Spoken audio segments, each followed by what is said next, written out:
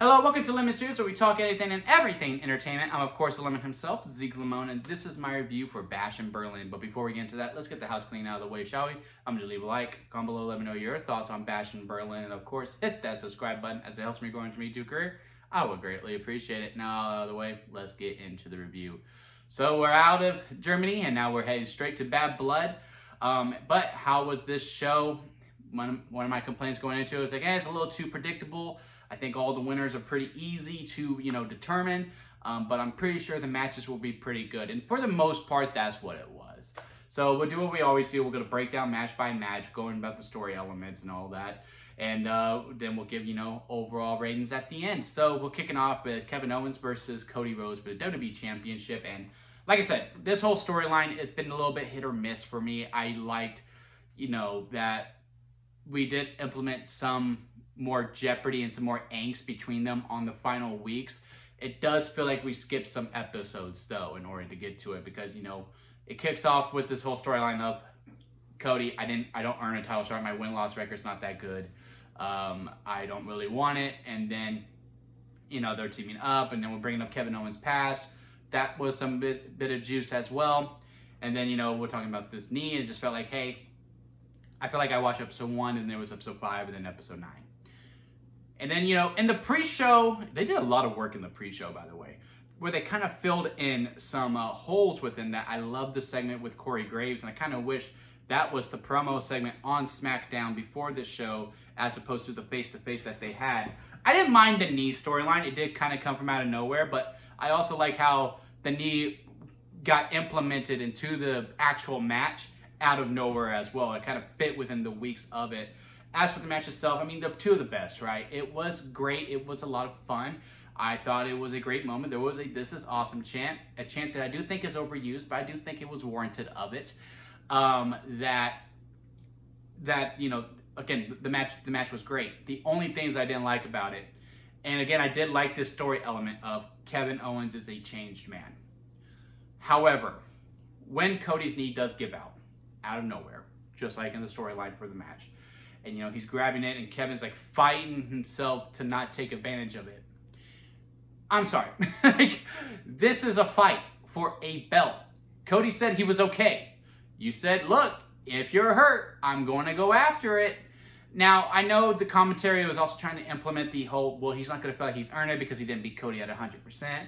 Blah, blah, blah. I don't care. It's a fight. If someone's hurt and there is a target on that injury, as a competitor, I'm going after it. And I don't see why Kevin had to struggle with that. It would have been one thing if he was like, beating the leg a lot, and then, he went to grab a chair, and then he was like, oh, okay, no, maybe I am taking it too far. This is a little bit old Kevin Owens. No, Cody agreed to go into the match. The knee's hurt. It's clean. Like, it is completely fair and 100% legal for you to go after this injury. So that story element, I wasn't a huge fan of, even though I did like everything that was lead up to that before. I just think, Kevin should have got some weapons or something like that, and not go like, oh, he is hurt. Oh, I don't know if I'm going to go after that. You're fighting. You're fighting.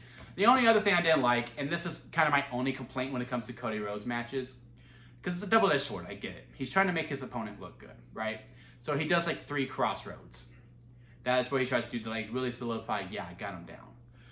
1, it does kind of make the crossroads look a little weak. But 2, just don't think it was necessary. I don't think it was necessary to do the spot for it.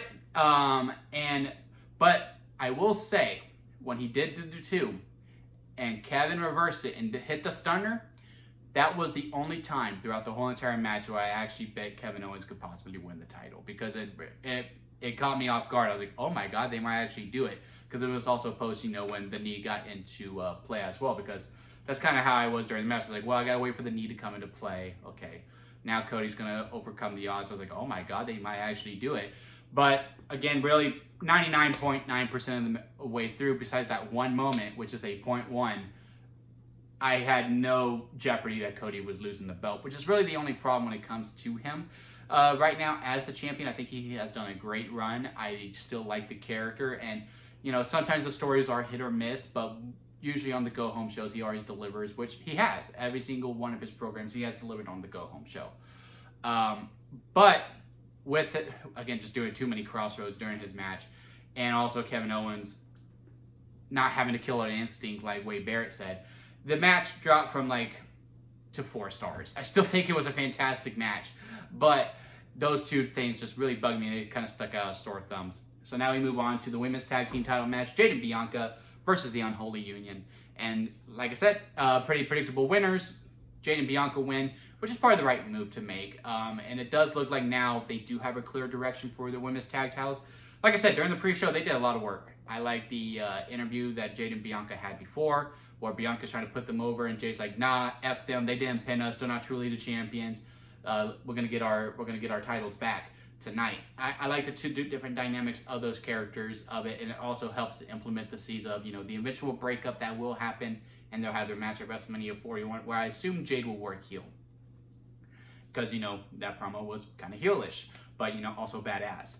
And then, we get to the match, and you also see that within it, and also Unholy Union going, look, no one really believes that we're true champions because we didn't pin the champions. And that was really implemented throughout the pre-show and within the video package. The video package has put more story into these women's tag team titles than maybe the whole time these tag titles have been existent.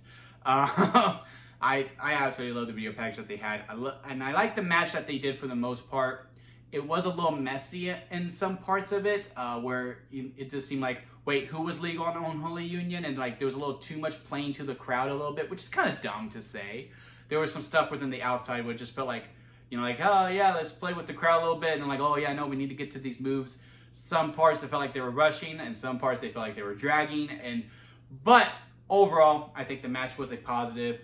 I'm glad Jade and Bianca are the champions.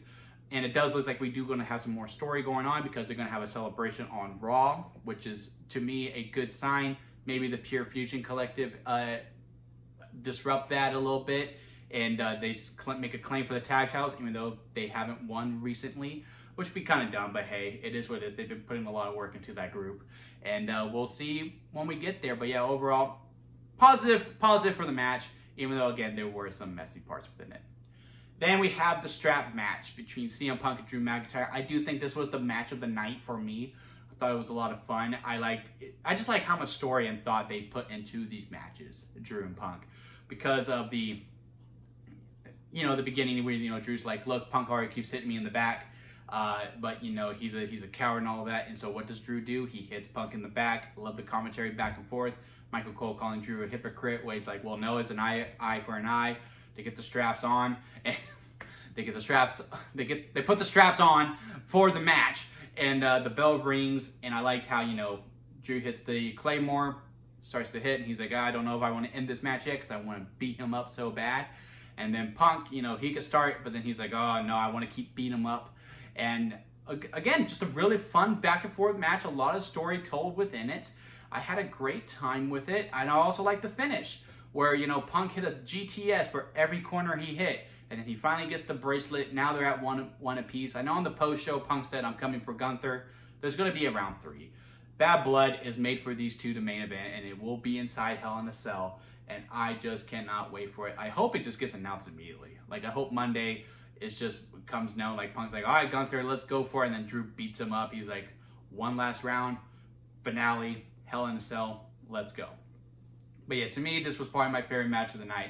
But the most fun match of the night, and yes, those two can be two different things, was the mixed tag match. I had low expectations. I'm not going to lie. I was just like, just kind of, mixed tag matches are really hit or miss for me. Because, it's just weird because, I don't know. They're just weird to me. But I gotta say, I had a lot of fun with it. Now, I thought this whole match was going to be a build to Rhea hitting a Riptide on Dominic. And in some ways it was, but it was mainly just Rhea beating him up. I also love the callback to when Rhea first, got Dominic onto her side with her wrapping her legs around his neck on the corner, and they redid that. And then, Judgment Day coming in. The whole final sequence was a lot of fun. That ref should be fired, though. I mean, there was at least 4 or 5 DQs within that last few sequence of the match. But overall, I had a lot of fun with it. I think Rhea pinning Liv was the right decision to make, because Now we can set up the match at Bad Blood for the world title, and then they can go on their separate ways, right? And it is what it is. And then maybe Gunther gets Bad Blood off and we do Finn versus Damian, because that does need to be the focus point at this point. They got to Dom. They beat him up. Dom plays his role very, very well. Finn's angry face is so funny to me. And, you know, Finn was like attacking Damian. So I think that needs to be the match at Bad Blood is Finn versus Damian, Rhea versus Liv, and Punk versus Drew inside Hell in a Cell. I think those are the 3 Raw matches, and then whatever 2 SmackDown has. I do not know who Cody Rhodes faces. Maybe he does face Orton. I don't know. But we will see. But yeah, I had a lot of fun with the mixed tag match. There was a lot of fun spots on it. Again, very convoluted. Should have been DQ'd like 20 times, but it is what it is. I also love the move that Liv did, where she like grabbed Rhea's arms and then they twist and turn. That should be your finisher over the Oblivion. Like, that should be like the actual finisher, because it got a huge reaction out of the crowd. It got a huge reaction at my house. Everyone in my house was listening to, like, that move was cool. And yeah, again, it was just a really, really fun match. Now we move on to the main event, Gunther versus Randy Orton. And I feel like this match is going to really tear people down the middle, depending on what you think. Because these 2 guys, when they were talking in the war room with whoever their producer is, they're just like, you know what? Let's go back to the 1980s. Let's go really slow, methodical. Let's not rush to any spots. Let's just take our time and have an old school fashion wrestling match. In some ways, I absolutely loved it. In some ways, I do see why some people can hate it. Because again, there was a lot of long pauses in order to each move. Now, part of that was due to the crowd just going absolutely nuts. They were so amped to see Gunther. And again, they were having a lot of fun. They were doing the wave, and Orton, being the smart professional wrestler that he is, does the wave with them to kill it out. But again, I mean, just every spot was just taking a sweet time. It just felt like 2 behemoths just giving everything that they got. And overall, I really did enjoy the match quite a bit. Again, I would have liked a little bit more upper pace. Again, there were just some spots where it just like, there was a move, and then we just sat there for like 5 minutes, and it was just like, all right, come on, let's get on to something here. But I also like the finish. I kind of wish Orton would have just tapped out instead of passing out, because again, it does kind of give Orton an out. I get it, you got to make your stars look strong, but you know, this whole match was made because, you know, of ref botch, or, you know, it was a work the whole entire time. We will never know, and that's when wrestling is at its best. So Gunther never really beat Orton, and yeah, sure, he made Orton pass out, but I just think it would have solidified more that he did beat Orton if Orton would just hit the mat and tapped out a little bit. And then I also like the whole post-match angle where, you know, Gunther's like, you know what, respect. Maybe that is Gunther's character, where, you know, he's not really face, he's not really heel. He's just going, look, I am better than you. And he will say things that will hurt you. He doesn't care how personal he has to make it, because he just thinks he's that much better. But if you show him something, he'll give you respect. And then, you know, that's a big rub. That is a nice big rub to have, because Gunther, with the career that he's building, I think they said like, what, 70% of the time he has held a title. If Gunther gives you respect, you're going to be like, yeah, no, we got to watch this guy. This guy means something. Gunther could very well be this generation's Undertaker. And just because of what he's able to do with titles and just how, you know, he's winning, where he can still make you look really, really good in a losing effort. And Taker had that ability as well. So overall, Bash in Berlin, again, it was very predictable. Every winner you could have seen a mile away. All the people who we did not expect to win, besides the Kevin Owens moment, I never bought when they were going to. Now, Punk and Drew did have some jeopardy in it, because I was pretty sure Punk was going to win, but I wasn't completely sure. So, like, Kevin Owens and Cody Rhodes, I was 100% sure Cody Rhodes was going to win. I was 99% sure Jade and Bianca were going to win. I was probably at about 70% that CM Punk was going to win. The mixed tag, I really didn't know. It could have gone either way. I thought Judgment Day needed to win more, but it does make sense for Rhea to pin Liv to set up that world title match. And then, you know, Judgment Day and them aren't done completely. So maybe Judgment Day could get looking strong on the TVs building up to Bad Blood, and maybe Finn Balor wins round 1 between Damian and Finn. And that could give the group some animosity as well. But yeah, that match was 50-50. And then Gunther versus Orton, like Cody and Kevin, I was 100% sure Gunther was going to win, and he did. And he did. Overall, all the matches were really, really fun. The crowd makes up for a lot of it too. I mean, that crowd was going insane. I honestly don't know if I enjoyed Gunther versus Orton as much if the crowd wasn't so alive. Like, I get it. It's back to 1980s wrestling. I do appreciate some of those spots greatly. Again, I just would have liked a little bit more up-tempo, but the crowd really did make up for it quite a bit. So yeah, let me know what y'all think of Bash and Berlin down in the comment section. Let's have a conversation about it. Leave a like on this video if you didn't make it this far. I do greatly appreciate it. And of course, hit that subscribe button as I am trying to grow into this career. And until next time, guys, I'll see you here at Lemon Studios.